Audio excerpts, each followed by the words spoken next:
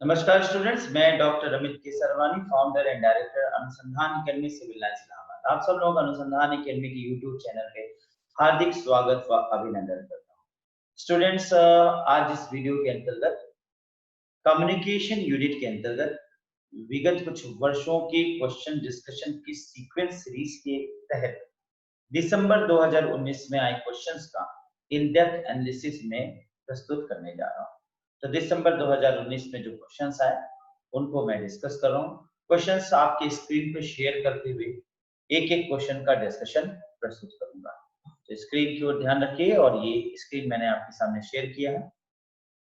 Question 125 से शुरू हो रहा है, 125 से। इससे पूर्व के क्वेश्चंस को मैंने इससे पूर्व कई वीडियोस बना करके अपलोड कर दिए हैं जो विगत 15 साल में क्वेश्चंस आए थे, और उसी सीक्वेंस में इस यूनिट का ईयरली क्वेश्चन डिस्कशन में दिसंबर 2019 के क्वेश्चंस आपके सामने प्रस्तुत हैं।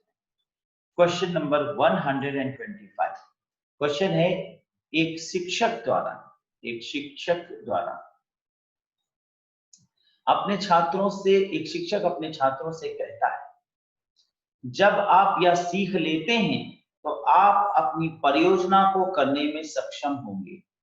यह संप्रेषण किसका संकेत करता है? क्वेश्चन दिसंबर 2019 के हैं और काफी सोचने वाला क्वेश्चन है। फिर से मैं बोलूंगा, जब आप यह सीख लेते हैं तो आप अपनी परियोजना को करने में सक्षम होंगे। तो पहली बात तो सक्षमता वाली बात है, तो ये स्पष्ट है कि मोटिवेशन पैदा कर रहा है। बात को समझ रहे हैं? जब आप यह सीख लेते हैं तो आप अपनी परियोजना को करने में सक्षम होंगे। When now if you have learned this, then you will be able to do the project. Point को समझिएगा। Now if you learn this, then you will be able to do the project. इस तरह से क्या हो रहा है? Positiveness आ रहा है। Now if you learn this, then you will be able to do the project. तो स्पष्ट है, इस वाक्य में पॉजिटिविज्म निकल रहा है, you will do the project, और मोटिवेशन दिखाई दे रहा है। इन दोनों पॉइंट ऑफ व्यू से देखें तो जो ये क्वेश्चन है उसमें विकल्प पॉजिटिव मोटिवेशन बहुत परफेक्ट दिखाई दे रहा है। अन्य विकल्पों को भी देखें तो इंटरेस्ट कंटिन्यूअस यानी रुचि निरंतरता, रुचि भी दर्शाई गई, इसमें कोई बात तो राय नहीं है, इससे रुचि जरूर पैदा होगा। अब लेकिन पहला गलत नहीं है। दूसरा क्या है? Doubtful advice. डाउटफुल तो है ही नहीं, इट्स एन एडवाइस, और ये नॉन डाउटफुल एडवाइस है। अगर आप ऐसा कर लिए तो फिर आप सफल होंगे अपने प्रोजेक्ट को करने में। अगर आपने ऐसा सीख लिया तो डाउट है नहीं। तो अगर डाउट तब होता जब हम कहते शायद आप सफल होंगे। जब आप यह सीख लेते हैं तो शायद आप अपनी परियोजना को सक्षम होंगे। अगर शायद लगा दे तब डाउट होगा, तो डाउट तो बिल्कुल होगा ही, तो सेकंड नहीं होगा। तीसरा है प्रोबेबल प्रॉब्लम, संभावना है कि आप सफल होंगे। अगर हम संभावना जैसे वर्ड का प्रयोग करते तो हम इसको प्रोबेबल मानते। संभावना है शायद आप, अब संभावना है जब हम कह देंगे तो ये संभाव्य वाक्य हो जाएगा, पर संभावना है नहीं कहा। डाउट नहीं है, शायद आप होंगे, ये डाउट होगा। अब पहला और चौथे पॉइंट में पॉइंट दिखाई दे रहा है कि पहले पॉइंट में यह बात समझ में आ रही है कि रुचि निरंतरता, और चौथे में है पॉजिटिविज्म मोटिवेशन के साथ। तो रुचि निरंतरता जो होता है तो उसमें हम एक तर्क केवल देखते हैं कि हाँ एक रुचि लेने वाली बात है, लेकिन पॉजिटिविज्म भी है और मोटिवेशन भी है। दोनों चीज भाव प्रवणता के साथ इस स्टेटमेंट में कहा गया। अतः इस स्टेटमेंट के अकॉर्डिंग हम चौथे विकल्प की ओर इसको सही रूप से चयनित करेंगे। तो यहाँ पर उत्तर फोर्थ होगा, पॉजिटिव मोटिवेशन। क्लियर हुआ स्टूडेंट्स? आपको यह तर्क मेरा समझ में आया जो मैंने अभी आपको? Yes sir. गुड। चलिए आगे बढ़ते हैं। क्वेश्चन नंबर 126 पर चलते हैं। एक दूरवर्ती शिक्षा प्रकारता में अनुदेशात्मक संप्रेषण होता है, यानी जब डिस्टेंस टाइप ऑफ एजुकेशन कर रहे होते हैं तो इंस्ट्रक्शनल कम्युनिकेशन क्या होता है? तो डिस्टेंस कम्युनिकेशन का मतलब आप घर बैठे निरौपचारिक रूप से बिना शिक्षण संस्थानों में गए अपनी सुविधा अनुसार जब शिक्षण ले रहे हो, ठीक है, जब शिक्षण ले रहे हो तो इस प्रकार के शिक्षण को हम डिस्टेंस एजुकेशन कहते हैं। लेकिन इस पे क्वेश्चन कहता है कि डिस्टेंस एजुकेशन टाइप में जब इंस्ट्रक्शन दिया जा रहा हो तो इसे हम किस में रखेंगे? दूरवर्ती शिक्षा प्रकारता में अनुदेश संप्रेषण, जब इंस्ट्रक्शन देकर कम्युनिकेट किया जा रहा हो तो हम इसे किस में कहेंगे? असंरचित बिल्कुल नहीं, अनस्ट्रक्चर्ड नहीं कहेंगे क्योंकि ये स्ट्रक्चर्ड हो रहा है। स्ट्रक्चर कहा जाएगा क्योंकि संरचित है, इंस्ट्रक्शन संरचना का एक भाग, इसलिए असंरचित नहीं है। स्वाविनियामक सेल्फ रेगुलेटरी नहीं कहेंगे क्योंकि रेगुलेशन कर रहा है, आपको इंफॉर्मेशन दे रहा है। अनौपचारिक, अनौपचारिक, अब यहाँ पे ध्यान देने वाली है, डिस्टेंस एजुकेशन अनौपचारिक जरूर होगा, ये बात गलत नहीं है, लेकिन इंस्ट्रक्शन जब दिया जाएगा तो वो संरचित होगा। भले ही डिस्टेंस एजुकेशन में दिया जाएगा लेकिन वो संरचित होगा। और आवृत्त्यात्मक यानी रिकर्ड, आवृत्ति यानी यहाँ पे आपको निर्देश देने की दृष्टिकोण से होगा। इस पॉइंट ऑफ व्यू से चौथा विकल्प सबसे ज्यादा उपयुक्त है। अब ध्यान देने वाली बात है, आयोग ने आंसर के रूप में तीसरा और चौथा दोनों को मान्य किया है, क्योंकि अनौपचारिक दृष्टिकोण से डिस्टेंस एजुकेशन होता है, इंस्ट्रक्शन कम्युनिकेशन, यहाँ पर ये भी सही तर्क होगा। और इस प्रकार से यहाँ पे तीसरा और चौथा दोनों विकल्प सही होगा, लेकिन सिर्फ एक लेना हो तो आप चौथा रख लें, संरचित है, आवृत्त्यात्मक है।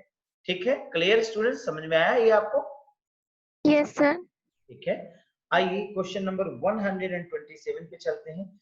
एक बार फिर कथन कारक का क्वेश्चन दिसंबर 2019 में 127 क्वेश्चन कह रहा है कि कम्युनिकेशन, हिंदी में पढ़े, संप्रेषण सूचना के आदान प्रदान के लिए सभी मानव व्यवहार को सम्मिलित नहीं करता है।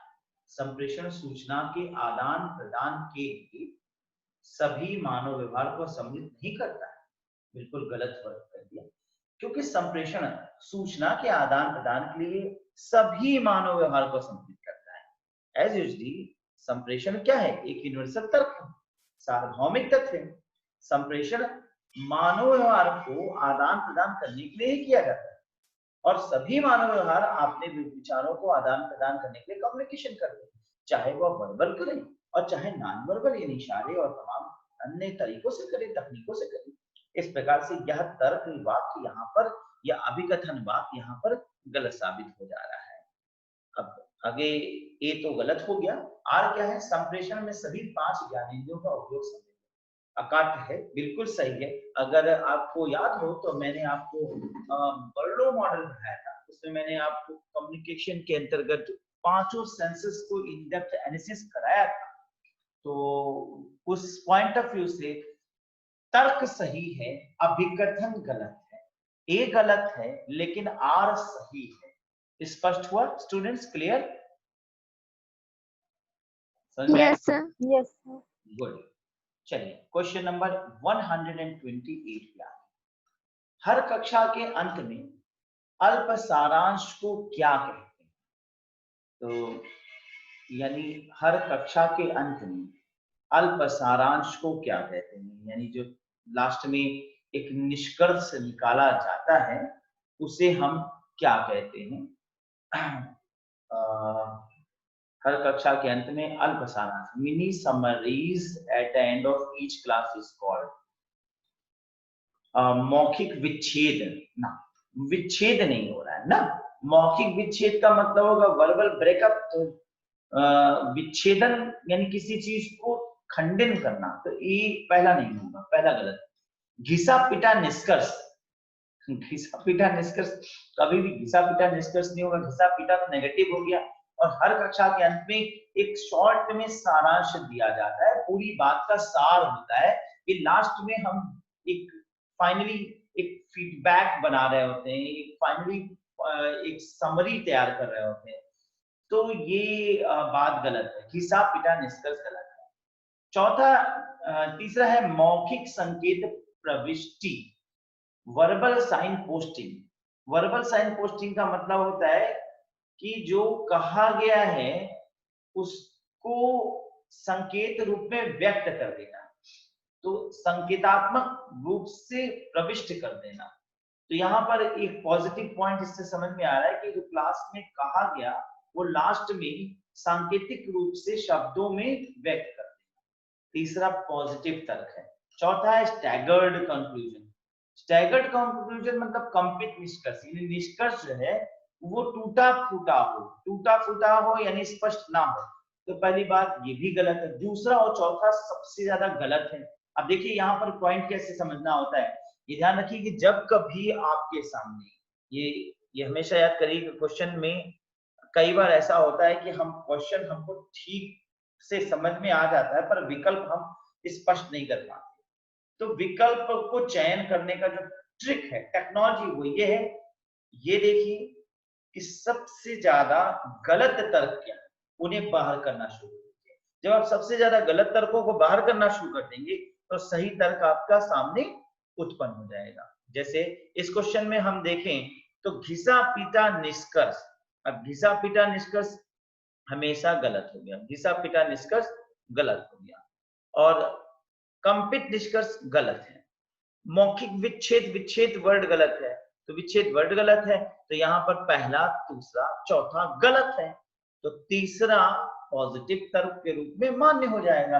तो मौखिक संकेत प्रविष्टि यानी वर्बल साइन पोस्टिंग, तो जो कहा गया उन्हें शब्दों में संकेतात्मक रूप से अभिव्यक्त कर देना, शब्दों में संकेतात्मक रूप से अभिव्यक्त कर देना, उसका मतलब ही सारांश का हम कंक्लूजन दे दें। तो यहाँ पर स्पष्ट हो जा रहा है कि क्वेश्चन इसका उत्तर तीसरा होगा। क्लियर स्टूडेंट, समझ में आ गया ये पॉइंट आपको? Yes sir. आइए हम चलते हैं क्वेश्चन नंबर 129 पे। 129 क्वेश्चन। थोड़ा सा स्क्रीन को छोटा कर देते हैं।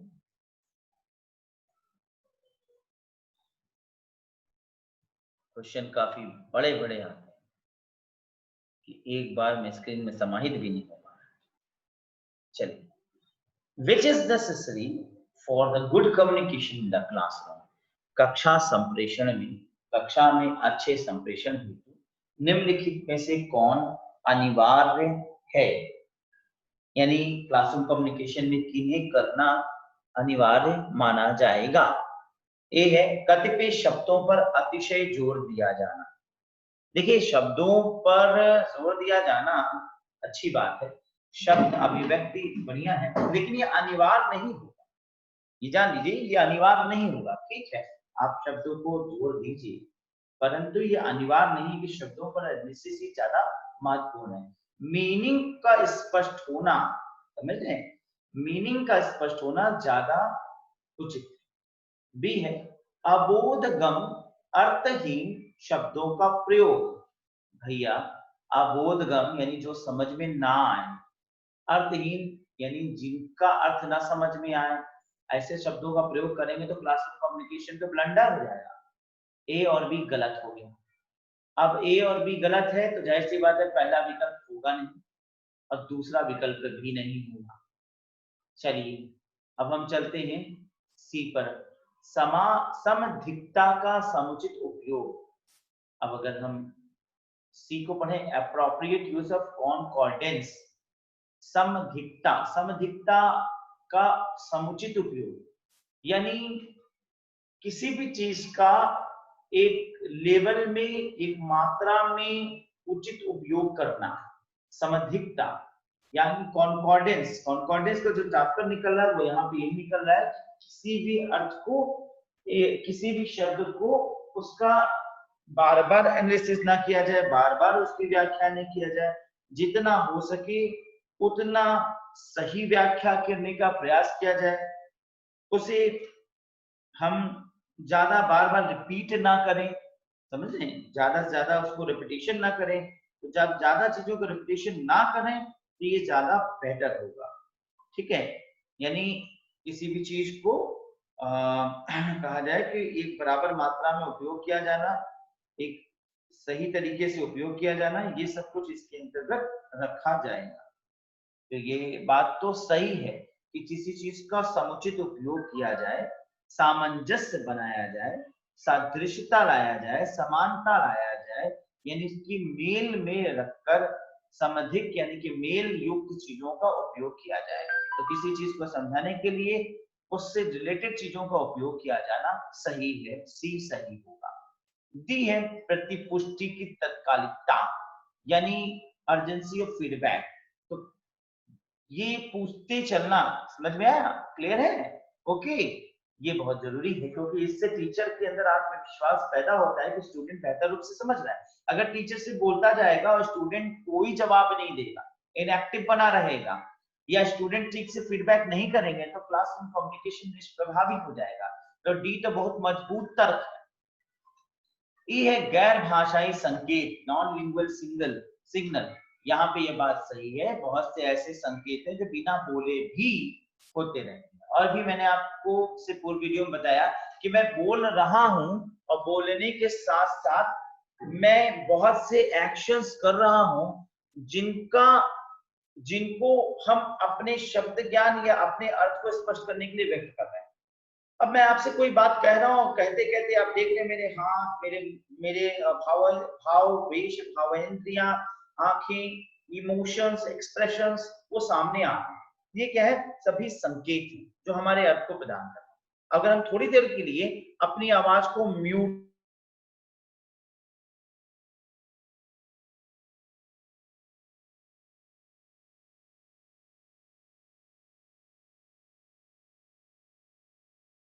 ये देखा कि मैं बोल रहा था, बोलने के साथ साथ मैं बहुत से सिंबल संकेत का प्रयोग कर रहा, जो कि हमारे हर प्रकार के कम्युनिकेशन में अनिवार्य है, जरूरी है। तो यहाँ पर यह बात स्पष्ट हो जाता है कि गैर भाषाई संकेत भी अनिवार्य है। अब आपने देखा स्पष्ट है कि सी, डी और ई, और उसमें भी हम देखें तो डी और ई तो 100% सही तर्क है। एफ क्या है? छात्रों द्वारा की गई समालोचना की उपेक्षा करना। कभी भी अगर स्टूडेंट्स किसी प्रकार की क्रिटिसिज्म कर रहे हैं कि नहीं सर आप जो कह रहे हैं उचित नहीं है, सर ये सर वो सर, और आप हर बात को इग्नोर करते हैं, सभी प्रकार की समालोचना का इग्नोरेंस करते चले, तो ये एक नेगेटिव एस्पेक्ट पैदा करेगा स्टूडेंट्स के मन में, टीचर के प्रति अविश्वास को जन्म देगा। और इस पॉइंट ऑफ व्यू से ये अनिवार्य नहीं। ऑप्शन अगर हम देखें तो सी, डी, ई परफेक्ट विकल्प साबित होता है और इसका सही उत्तर तीसरा स्पष्ट सिद्ध हो जाता है। क्लियर स्टूडेंट, समझ में आ गया? Yes sir. गुड। अगर आपको समझ में आ रहा है तो हमें बड़ा अच्छा लग रहा है। और यही हमारे लिए पृष्ठपुष्टि है, प्रतिपुष्टि की तत्कालिकता है, और आप समझें ये हमारे को मोटिवेशन देता है। चलिए क्वेश्चन नंबर 130 पे चलते हैं। कक्षा में संप्रेषण की इकाई के रूप में सूक्ष्म अभिव्यक्तियां होती हैं। क्लासरूम कम्युनिकेशन में अगर हम देखें तो माइक्रो सूक्ष्म अभिव्यक्तियां यानी माइक्रो एक्सप्रेशंस क्या होती हैं? What are the micro expressions in classroom communication? तो माइक्रो एक्सप्रेशंस का मतलब समझ रहे हैं, छोटी छोटी बातें, ठीक है, छोटी छोटी चीजें जो है वो किस चीज की इकाई मानी जाएगी? ऑप्शन एक नकारात्मक, नहीं नकारात्मक इकाइयां नहीं होगा। पहले इस बात को समझ लें तो फिर मैं आपको बेहतर रूप से पहले बता दूं। छोटी छोटी बातें फिर वही बातें होगी, जैसे ये मैं आपको बोलते बोलते इशारे कर रहा हूँ, भाव भंगिमा बना रहा हूँ, फेशियल एक्सप्रेशंस पैदा कर रहा हूँ, ठीक है ना। तो समझाने के दौरान आप देख रहे हैं कि मैं बहुत से फेशियल एक्सप्रेशंस पैदा कर रहा हूँ, हाथों को हिला रहा हूँ, बातों को गहराई से बताने का प्रयास कर रहा हूँ, आपके माइंड में कॉन्सेप्ट को क्लियर करने के लिए विभिन्न प्रकार की छोटी छोटी बातें कर रहा हूँ। ये छोटी छोटी चीजें किस चीज की इकाई है? तो अब आप समझ ही रहे होंगे, ऑप्शंस को पढ़ते हैं, किस चीज की इकाई है? तो नकारात्मक इकाई बिल्कुल नहीं है, सकारात्मक इकाई हो सकती है, हेर फेर परख बिल्कुल नहीं होगा, संचारशील, हाँ अगर हम देखें दूसरा और चौथा दोनों विकल्प सही है, लेकिन एक विकल्प अपनाना है तो संचारशील, कम्युनिकेटिव होते हैं, यानी ये हाथ हिलाना और इशारे प्रकट करना, जाहिर सी बात है हम किसी न किसी प्रकार का कम्युनिकेशन करने का प्रयास कर रहे हैं, हम सूचना को प्रदान करने के लिए विभिन्न प्रकार के भाव भंगिमाओं का प्रयोग कर रहे होते हैं, इशारों का प्रयोग कर रहे होते हैं। ये सब कुछ माइक्रो वर्ड में रखा जाएगा और इसे कम्युनिकेटिव ज्यादा मानेंगे। अगर कम्युनिकेटिव यहाँ पर विकल्प ना होता then we can use it positive, सकारात्मक रूप से इसे फिर हम अपना सकते थे। तो छोटे छोटे माइक्रो एक्सप्रेशंस जो हैं वो छोटे छोटे एक्सप्रेशंस वास्तव में संचारशीलता को प्रकट कर रहे हैं, कम्युनिकेटिव। स्पष्ट है आंसर आपको क्वेश्चन नंबर 130 का 4 क्लियर? Yes, sir. ठीक है, चलते हैं क्वेश्चन नंबर 131 पे। The accent of teachers voice in classroom is said to be, कक्षा में शिक्षक की वाणी के स्वराघात को कहा जाता है, यानी आवाज का उठना गिरना, ठीक है, स्वराघात इसे कहेंगे, आवाज का उठना गिरना, क्या कहा जाएगा इसको? तो इस याद हो तो ये क्वेश्चन पहले भी आया हुआ है और उसी का यहाँ रिपीटिशन हो रहा है, यानी ये क्वेश्चन रिपीट हो रहा है। तो आवाज का बोलना, आवाज की ग्रेविटी, आवाज की डेप्थ, आवाज को उठा के बोलना, बैठा के बोलना, आवाज के माध्यम से भाव प्रवणता पैदा करना, ये सब कुछ पैरा लैंग्वेज के अंतर्गत आता है, पराभाषिकता है, लिंग्विस्टिक है, आवाज ही लिंग्विस्टिक है, तो आवाज के एसेंट को लिंग्विस्टिक बोलना ये कोई विशेष तर्क नहीं है, तो पहला कोई विशेष तर्क नहीं है। नॉन लिंग्विस्टिक नहीं होगा, मैक्रो लिंग्विस्टिक यानी बृहद भाषा, बहुत सी अन्य भाषा नहीं है ये, इसे कहेंगे भाषा की परावृत्ति, परातर्कता, यानी पराभाषिकता, यानी किसी भी भाषा को बताने के लिए उसमें या किसी भी बोली को बोलने के लिए उसमें जो फ्रीक्वेंसीज होते हैं, उतार चढ़ाव होते हैं, जैसे कि मैं आपको कोई बात बता रहा हूं तो मेरे आप देख रहे हैं बताते समय मैं बात को उठाकर फिर डाउन होकर कहीं पर आवाज को डेप्थ में लेकर कहीं तो आवाज को साउंड को स्कोर करते हुए व्यक्त करने का प्रयास करता हूं। तो मेरा इस प्रकार का जो व्यक्त है, व्यक्त विचारधारा, ये पराभाषिकता के अंतर्गत रखा जाएगा और इस पॉइंट ऑफ व्यू से यहाँ पर बी यानी सेकंड होगा।